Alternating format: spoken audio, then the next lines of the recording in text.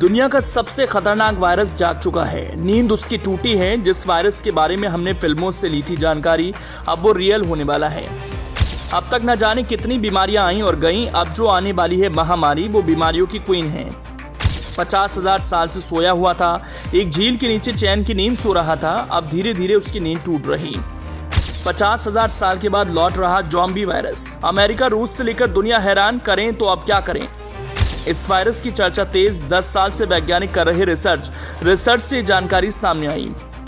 Hollywood की कई फिल्मों में एक वायरस का नाम सुना होगा, ज़ॉम्बी वायरस, जिसमें इंसान जीते जी मर जाता है। सांसें तो वो लेता है, धड़कनें तो चलती हैं, हाथ पैर सब कुछ चलते हैं। दूर से दिखने में लोग जिंदा हैं, लेकिन नजदीक से दिख जाता है ये तो मरा हुआ है। फिल्मों में ऐसे दृश्य देखकर पूरे शरीर में सिरहन आ जाती है, लेकिन अब यही हकीकत होने वाली है। जो कल्पना थी अब वो हकीकत होने वाली है। 50,000 साल से वो सोया हुआ था, एक अदद गहराई में दबा हुआ था, अब धीरे धीरे जाग रहा है। तो वैज्ञानिकों के माथे पर पसीना आ रहा है। वैज्ञानिकों के सामने चुनौती है, किसी भी तरह इस आफत से पार पाने की चुनौती। जी हाँ, ज़ॉम्बी वायरस। एक बार फिर से इस वायरस की चर्चा तेज हो गई। ये वायरस कोरोना से भी ज्यादा खतरनाक है।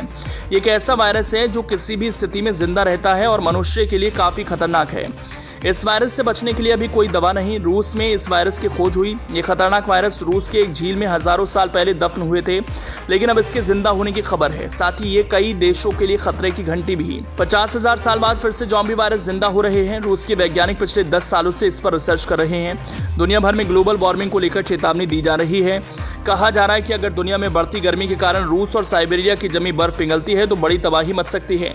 ज़ॉम्बी वायरस इतना खतरनाक है कि ये कोशिका वाले छोटे जीवों को भी संक्रमित कर देता है।